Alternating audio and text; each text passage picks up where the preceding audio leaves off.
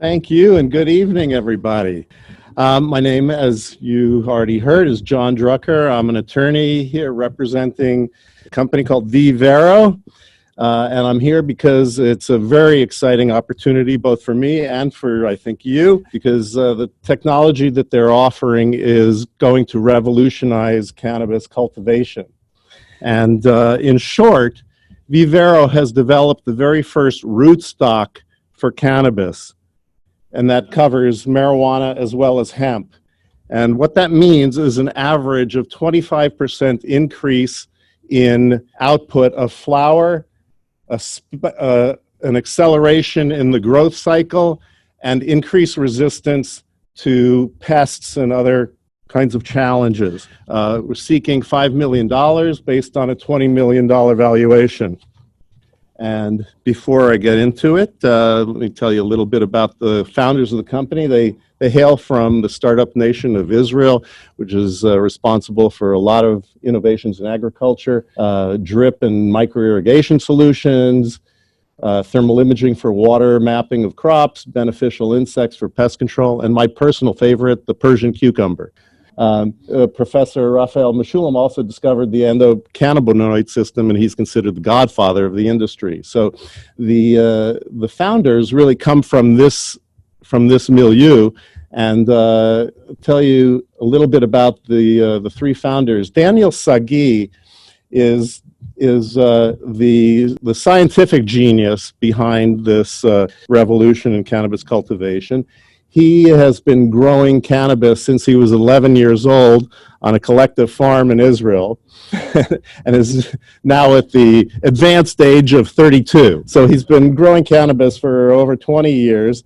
At age 32, received a university degree in agriculture along the way, and has spent the last 4 years developing this rootstock because it's the holy grail of any kind of agricultural crop. You have seen it in apples. It's the reason why you see 20 varieties of apples on the shelves at the supermarket as opposed to the 3 or 4 that you saw when you were a kid. It's the reason the California wine industry is booming because of grape rootstock. And now Daniel has delivered the very first cannabis rootstock. And the other two partners, founders, are Itai Zamir on the left, and he is the guy who has brought this all together, put the plan forward. He used to run a company called Whoosh, which is a water solution. He also is an inventor of which perhaps on another Wrazel event, I'll present his invention, which is an irrigation technique that he calls microfogging. Gal Pridan on the right is part of this enterprise. He is one of the founders of a major corporation in Israel, Margaliot, which is kind of the Monsanto of Israel. So he certainly knows his way around agriculture and the business of agriculture, and he's also a patent holder for a soil disinfection technique involving fire. So now the market. I probably don't need to tell you too much about the market. You guys are already interested in cannabis. You know that there are 11 states that have fully legalized cannabis recreationally, along with the District of Columbia, and 33 more that have legalized it for medical use. Of course, let's see here. Oops.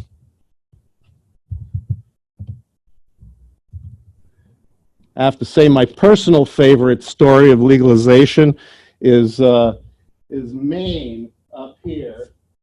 When they legalized cannabis, they legalized it in a ballot referendum. And also on that ballot referendum was gay marriage. And they said yes to cannabis and no to gay marriage. And so as a result of that, I can only conclude that the people of the great state of Maine think that marriage is a sacred institution between one very stoned man and one very stoned woman. So that's, and of course the cannabis market is booming away. You know, it's reached about 19 billion last year, is expected to go up to at least 22 billion in the next year, this year, 2020.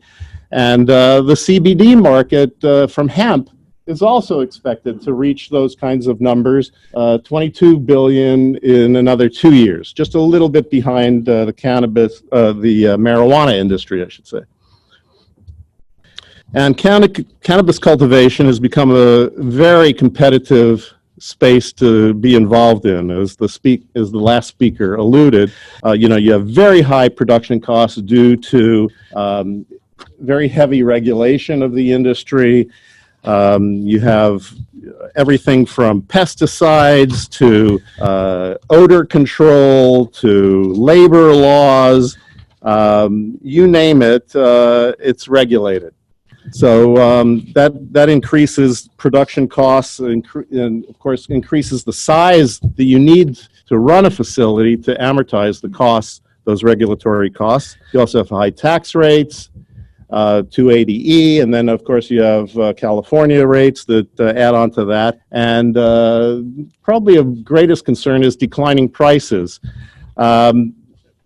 Notwithstanding what the previous speaker said, I think you have, you know, if you look at Colorado, which is a mature market, having legalized cannabis in 2016, the price went from $2,000 then to about $1,000 a pound today. And I have no doubt that that all the other markets will follow in that vein. I think that, just an aside, I think that with hemp, and this is just my personal humble opinion, is that hemp is even going to see a greater drop in prices because you already have 10 times more supply than you have demand for. And so I guess you can say you heard it here first. The price of hemp is going to go through the floor. The question facing growers then is, how do you beat these challenges? And of course the answer is technology. How do you get more flower, more of the valuable commodity out of each dollar you invest? What if you could have a plant that could produce 30% more flower? It's been considered a dream. As I mentioned, it's kind of the holy grail of cannabis to come up with a rootstock that could make this possible.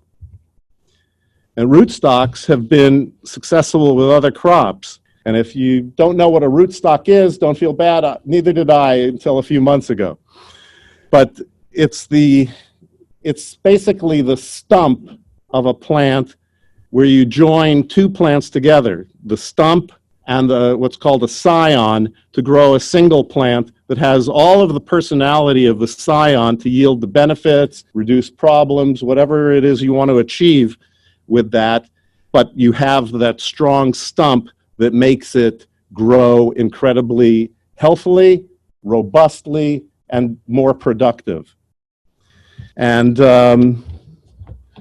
I guess I was thinking on the way down, what would be a good analogy? And the only thing I could think of was, my scrawny son. I would love for him to be not only an NBA player, but a dominant NBA player. And if this rootstock could be applied to humans, I would take his personality and looks and everything else about him, and I'd graft him onto Shaquille O'Neal.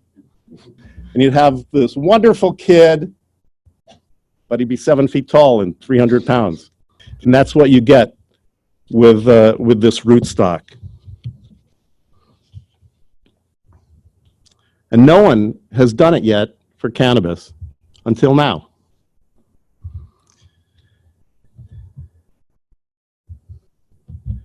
After about 4 years of research and development, V-Vero has developed a rootstock for cannabis whereby all of the scions, that is the plant that's grafted onto the rootstock, whether it be OG Kush, Blue Dream, whatever it is that you want to, whatever you want to talk about, whatever strain we grafted onto the rootstock, it showed a 15 to 30% increase in flower, with an average about 25% more flower, and you can see it here in that graphic.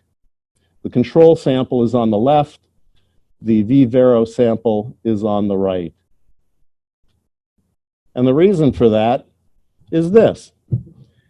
Basically, you have a stronger, bigger stalk or stump from which the plant is growing.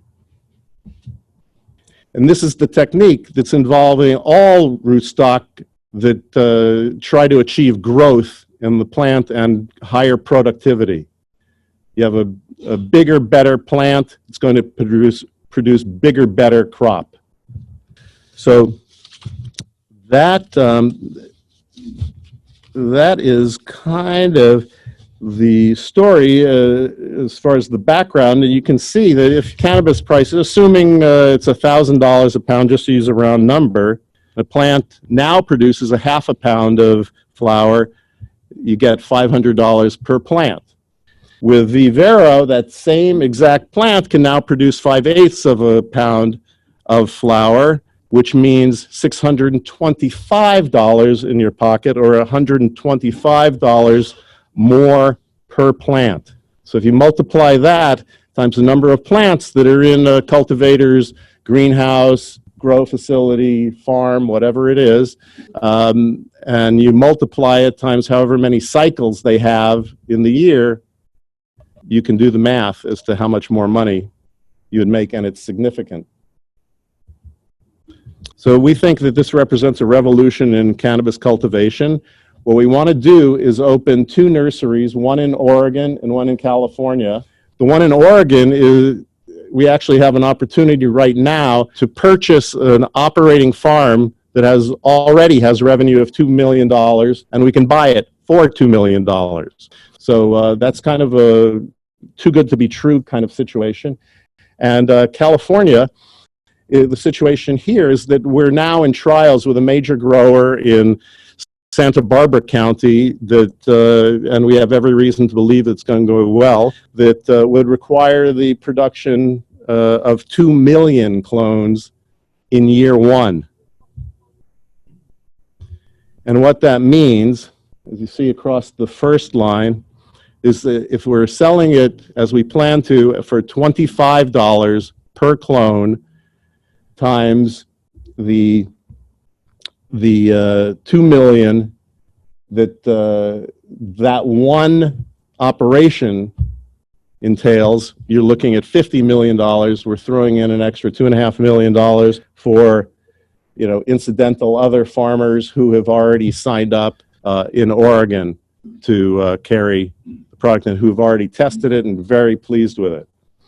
I would add that the cost, that the profit on that $52 million is going to be in the neighborhood of about $35 million. So I think, you're looking at quite a deal when you're looking at a $5 million investment with a valuation of $20 million, when you can more than recover the money in the very first year of operation and then some. So that's about it. And if you have any questions, feel free to raise your hand and ask.